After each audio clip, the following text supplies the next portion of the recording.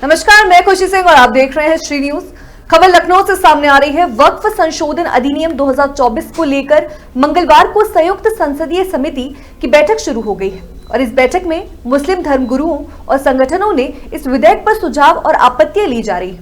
बैठक में जेपीसी के अध्यक्ष जगदम्बिका पाल, जेपीसी के सदस्य असुद्दीन ओवैसी समेत 11 सदस्य शामिल हैं। इस महत्वपूर्ण बैठक में शिया सुन्नी सेंट्रल वक्फ बोर्ड के अध्यक्ष अली जैदी, मौलाना खालिद राशिद फरंगी महली, मौलाना सुफियान निजामी, जमाते इस्लामी, मिली काउंसिलिंग सहित अन्य मुस्लिम संगठनों के प्रतिनिधि भी शामिल हुए हैं।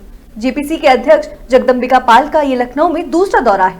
इससे पहले उन्होंने लखनऊ में मुस्लिम धर्मगुरुओं और बुद्धिजीवियों से मुलाकात की थी, जिसमें मौलाना खालिद राशिद फरंगी महली और मौलाना सैफ अब्बास से बिल के बारे में चर्चा की गई। जेपीसी के सदस्य और राज्यसभा सांसद ब्रिजलाल ने कहा कि ये जेपीसी के अंतिम चरण की स्टडी विजिट है, जिसके तहत पहले मुंबई, हैदराबाद, चेन्नई, बेंगलुरु, गुवाहाटी, भुवनेश्वर सहित कई अन्य राज्यों का दौरा किया जा चुका है।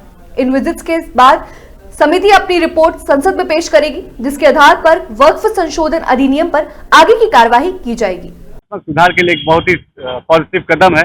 उत्तर प्रदेश की तरफ से हम इस जॉइंट पार्लियामेंट्री कमेटी का वेलकम करते हैं और आज मुझे पूरा विश्वास है कि जो हमारी मोदी सरकार की जो मंशा है कि आम मुस्लिम समाज को विकास की तरफ आगे हम बढ़ाएं, आम मुस्लिम समाज को शिक्षा की तरफ, रोजगार की तरफ, उद्योग की तरफ आगे बढ़ाएं, इस मंशा को और बुनियादी मजबूती मिलेगी। वक्फ की जो संपत्ति है मुस्लिम समाज के डेवलपमेंट के लिए इस्तेमाल होनी चाहिए, उनके विकास के लिए इस्तेमाल होनी चाहिए। यही हमेशा हमारी मंशा रही है और आज वक्फ अमेंडमेंट एक्ट का हम पुरजोर समर्थन करते हुए हम ये उम्मीद करते हैं कि वक्फ में सकारात्मक सुधार के साथ हम मुस्लिम समाज को डेवलपमेंट की नई ऊंचाइयों पर आगे ले जाएंगे।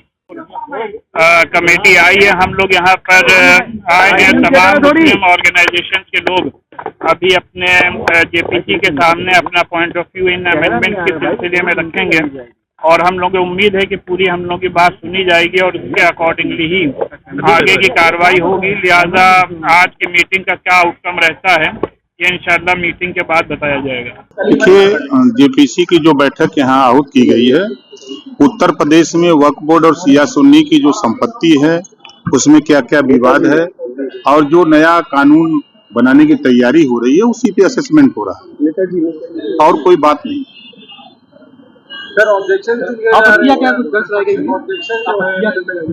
देखिए, उसी पे डिस्कस हो रहा है ना कि क्या क्या चीजें असुविधा किसको हो रही है, उस असुविधा पे क्या सुविधा हो सकती है, तो उसी पे सभी लोग बैठ करके चर्चा कर रहे हैं।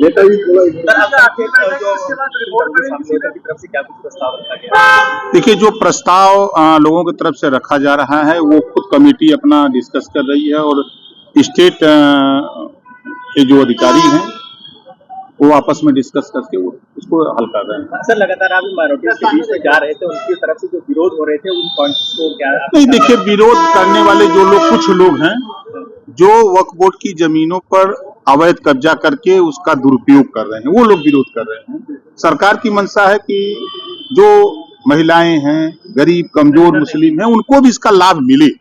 इस नाते सरकार की नीयत एकदम साफ है कि सबको उसका लाभ मिले उस जमीन का, और कोई सरकार की मंशा नहीं। जेपीसी की लगातार बैठक हो रही थी, ये क्या आखिरी बैठक मानी जा रही है? नहीं, आखिरी बैठक कैसे आप मान लेंगे?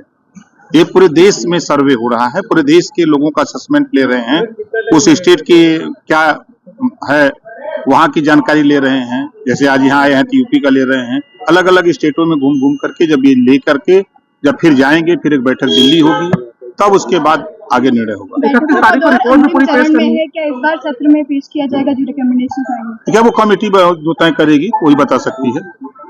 ठीक।